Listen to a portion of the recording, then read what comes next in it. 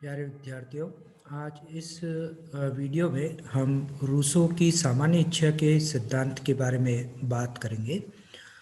अ, जैसा कि पूर्व के वीडियो में हमने ये बताया था मैंने आपको कि रूसो जो है वह राज्य को सामान्य इच्छा की अभिव्यक्त करने वाली संस्था मानता है, जो राज्य के नागरिकों की सामान्य इच्छा को क्रियान्वित करता है। अब प्रश्न ये है कि ये सामान्य इच्छा क्या है? इसे हम इस प्रकार से समझ सकते हैं कि रूसो ने व्यक्ति की इच्छाओं को 2 भागों में बाँटा है। एक होती है उसकी यथार्थ या भौतिक इच्छाएँ, इसे एक्चुअल विल कहते हैं, और दूसरी होती है उसकी आदर्श या तात्विक इच्छाएँ या रियल विल। यथार्थ या भौतिक इच्छाएँ जो है वो व्यक्ति की व्यक्तिगत हित से जुड़ी हुई इच्छाएँ होती है या उसके स्वार्थ से जुड़ी हुई इच्छाएँ होती है, जो कि भौतिक वस्तुओं से जुड़ी हुई होती है।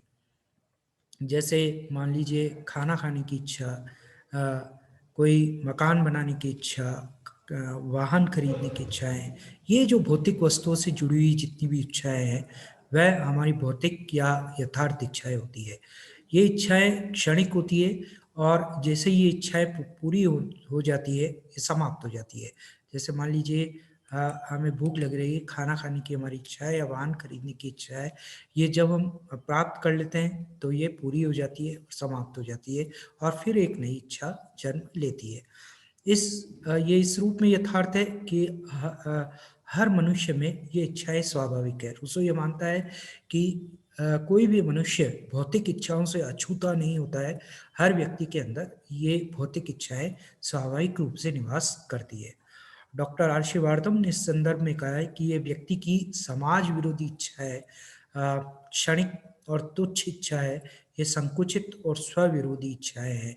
यानी ये इस मायने में संकुचित है कि ये जो इच्छाएँ होती है, वो व्यक्ति के केवल खुद का हित पहुँचाने वाली या उसके खुद के स्वार्थ को पूरा करने वाली इच्छाएँ होती है। इसलिए ये संकुचित होती है और ये इच्छाएँ व्यक्ति की ये जो इच्छाएँ हैं, वो उसके कारण से ही समाज में आपस में इच्छाओं व्यक्तियों की इच्छाओं या व्यक्तियों के स्वार्थों या हितों में टकराहट पैदा होता है, इसलिए समाज विरोधी इच्छाएँ कही जाती हैं। इसके उलट व्यक्ति की आदर्श या जिन्हें तात्विक इच्छाएँ या रियल विल कहता है रूसो, वो ये इच्छाएँ होती है जो सामाजिक हित से जुड़ी हुई होती है, जो सार्वजनिक कल्याण से जुड़ी हुई होती है।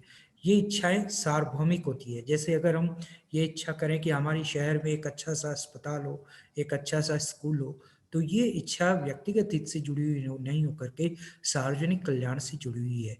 इसलिए ये इच्छाएँ सार्वभौमिक होती हैं। ये इस रूप में वास्तविक है कि हर मनुष्य में समाज में रहने और उसके हित की इच्छाएँ स्वाभाविक है। रूसो कहता है ये आदर्श इच्छाएँ भी हर व्यक्ति के अंदर स्वाभाविक रूप से निवास करती है। व्यक्ति केवल हॉब्स की तरह स्वार्थी मनुष्य नहीं है जैसा हॉब्स ने बताया है, बल्कि रूसो कहता है कि जैसा लोक ने कहा है, व्यक्ति के अंदर सामाजिकता भी होती है या समाज के प्रति उदार भावनाएँ भी उसकी होती है। अ, इस रूप में आदर्श या तात्विक इच्छाएँ भी व्यक्ति की स्वाभाविक इच्छाएँ होती है। डॉक्टर आशीर्वादम ने इन इच्छाओं के बारे में कहा है कि ये इच्छाएँ विवेकपूर्ण इच्छाएँ हैं, यह व्यक्ति और समाज के सामंजस्य में प्रकट होती है। अब हम आते हैं इस मुद्दे पर कि सामान्य इच्छा क्या है? जनरल विल क्या है? तो रूसो कहता है कि समाज के सभी व्यक्तियों की आदर्श या तात्विक इच्छाओं का योग सामान्य इच्छा है। यानी समाज के सब व्यक्तियों की जो आदर्श इच्छा है, जो हमने अभी बात की तात्विक इच्छा है या रियल विल जो है, इनको हम जोड़ दें, इनका जो योग है, वो सामान्य इच्छा है। राज्य इसी सामान्य इच्छा का प्रतिनिधित्व करता है। जैसे मान लीजिए इसका अर्थ ये है कि मान लीजिए हर व्यक्ति की जो आदर्श इच्छा है, जैसे मैं चाहता हूँ कि मेरे गाँव में या मेरे शहर में स्कूल हो, कोई चाहता है कि मेरे शहर में अच्छा-सा अस्पताल हो, कोई चाहता है कि मेरे खेलने के लिए हमारे शहर में, हमारे समाज में जो है बहुत अच्छा ग्राउंड हो या कोई चाहता है कि समाज में भेदभाव ना हो। ये जो सारी इच्छाएँ हैं, इन इच्छाओं का योग सामान्य इच्छा है और राज्य इस सामान्य इच्छा का प्रतिनिधित्व करता है। रूसो के मत में समूह में व्यक्तिगत इच्छा, आदर्श इच्छा में बदल जाती है। ग्रीन ने इसे सामान्य आदर्शों की सामान्य चेतना कहा है। बोसांके के अनुसार सामान्य इच्छा संपूर्ण समाज की सामूहिक अथवा सभी व्यक्तियों की ऐसी इच्छाओं का समूह है जिसका लक्ष्य सामान्य हित की पुष्टि होता है। दाते जर्मिनो उसे समुदाय की श्रेष्ठ भावना कहता है। वेपर के मत में सामान्य इच्छा नागरिकों की वह इच्छा है जिसका लक्ष्य सबका हित है, न कि व्यक्तिगत स्वार्थ। यह सामान्य इच्छा समान कानूनों का निर्माण करने वाली विधायिका में ही उभर सकती है। यानी इस सामान्य इच्छा की अभिव्यक्ति का स्थान क्या है? रूसो कहता है वो स्थान है विधायिका, लेजिस्लेचर। सार्वभौम विधायिका की इच्छा ही सामान्य इच्छा हो सकती है। कार्यपालिका की जो इच्छा होती है, एग्जीक्यूटिव की जो इच्छा होती है, वो सामान्य इच्छा नहीं है, क्योंकि एग्जीक्यूटिव जो है वह सारी जनता का प्रतिनिधित्व नहीं करती है।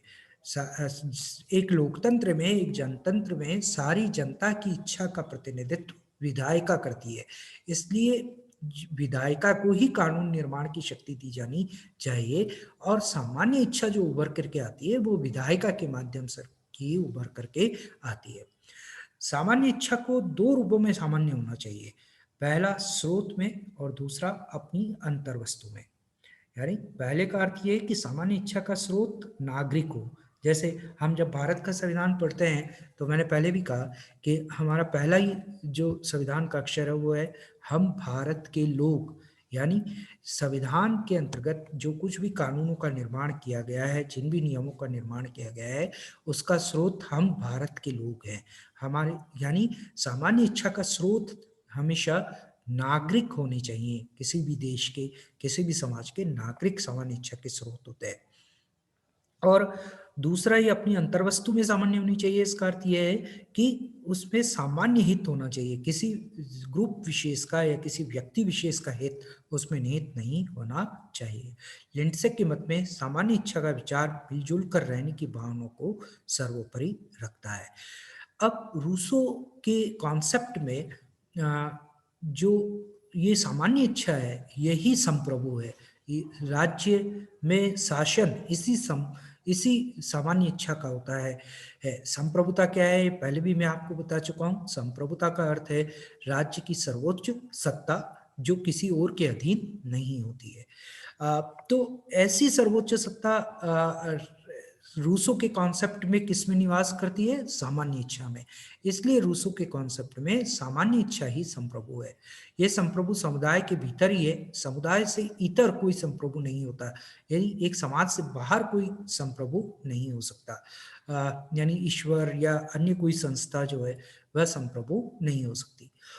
रूसो के मत में जो ही कोई स्वामी अस्तित्व में आता है, प्रभुत्व सत्ताधारी का कोई अस्तित्व नहीं रहता। यानी रूसो ये कहता है कि मान लो हमको कॉन्सेप्ट ऑफ गॉड को मान लें या किसी सर्वसत्तावादी किसी राजा को मान लें, उसको ईश्वर के दूत के रूप में स्वीकार कर ले, तो ऐसा कोई स्वामी अगर अस्तित्व में आ जाएगा तो फिर प्रभु सत्ताधारी का कोई अस्तित्व नहीं रहेगा।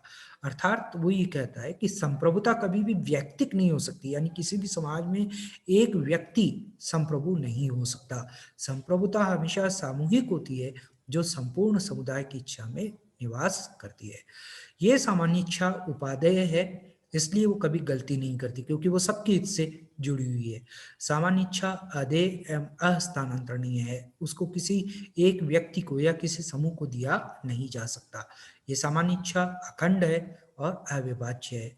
सामान्य इच्छा के पीछे बाध्यता की शक्ति होती है। सामान्य इच्छा सर्वोच्च और असीमित है और केवल वह संविधान के द्वारा सीमित होती है, समझौते के द्वारा सीमित होती है। सामान्य इच्छा अविनाशी है, वह कभी खत्म नहीं हो सकती। सभी कानूनों का स्रोत सामान्य इच्छा ही होती है। सामान्य इच्छा स्वतंत्रता और समानता की पोषक है। वह दोषातीत है क्योंकि वह व्यक्ति की शुद्ध और तात्विक इच्छा है। इस प्रकार सभी समाज की सभी व्यक्तियों की आदर्श इच्छाओं का योग, जिसे हम सामान्य इच्छा कह रहे हैं, वह सामान्य इच्छा ही किसी समाज में, किसी राज्य में संप्रभु होती है। इसलिए रूसो के बारे में हम ये कह सकते हैं कि रूसो एक लोकप्रिय संप्रभुता या जनहित संप्रभुता का पोषक है। जैसे हम पॉपुलर सोवरेंटी कहते हैं, उसका वो पोषक है। रूसो के सिद्धांत की कई विद्वानों ने आलोचना भी की है। कई लोग ये कहते हैं कि ये सामान्य इच्छा अपने आप में जो जनता की इच्छा है, इसको इतना ज़्यादा महत्व रूसो देता है, वह उसको प्रभु बना देता है, तो उससे वो सामान्य इच्छा सर्वसत्तावादी हो जाती है, टोटलिटेरियन हो जाती है, या उसकी तानाशाही, सामान्य इच्छा यानी सारी जनता की इच्छा की तानाशाही जो है वो राज्य में कायम हो जाती है। इसीलिए टैलमैन जो है वो रूसो को 20वीं शताब्दी के सर्वाधिकारवाद का बौद्धिक अग्रदूत मानता है। ह्यूगी रूसो को हीगल और कांट के पूर्ण सत्तावाद का प्रेरणा स्रोत मानता है। टोटलिटेरियनिज्म, सर्वाधिकारवाद या पूर्ण सत्तावाद, ये जो शब्द है इनका क्या अर्थ है? इसका अर्थ है कि राज्य में की जो सत्ता है वो किसी एक के हाथ में जब केंद्रित हो जाए किसी भी एक चीज में, तो उसको हम और वो निरंकुश सी हो जाए, तो वो टोटलिटेरियन स्टेट होता है, वह सर्वाधिकारवाद होता है। और यहाँ रूसो के कॉन्सेप्ट में सारी सत्ता किसको दे देता है? सामान्य इच्छा को दे देता है। इसलिए ये आलोचक ये कहते हैं कि उसने भी एक तरीके से सामान्य इच्छा को सर्व अधिकारवादी बना दिया है, सारे अधिकार उसको दे दिए हैं। इस रूप में रूसो पूर्ण सत्तावाद का समर्थन करता है, जिसकी बात आगे हीगल और कांट जैसे दार्शनिकों ने की। बर्ट्रैंड रसेल कहता है कि हिटलर जैसा जो आधुनिक तानाशाही विचारक है, वह रूसो के विचारों की परिणति है। अल्फ्रेड कौबान भी आरोप लगाता है कि अधिनायकवाद सामान्य इच्छा की अवधारणा का परिणाम है। डब्ल्यू.टी. जॉन्स के मत में रूसो के सामान्य इच्छा सिद्धांत में कुछ ऐसे अस्थिर तत्व हैं जो उसे जनतंत्र के समर्थन से हटाकर निरंकुश शासन के समर्थन की ओर ले जाते हैं। ए वाइट हाइट डाइट का भी ये कथन है कि रूसो सामान्य इच्छा के आड़ में बहुमत की निरंकुशता का प्रतिपादन और समर्थन करता है। बार्कर भी रूसो को सामान्य इच्छा के संदर्भ में सर्वाधिकारवादी मानता है। Thank you very much.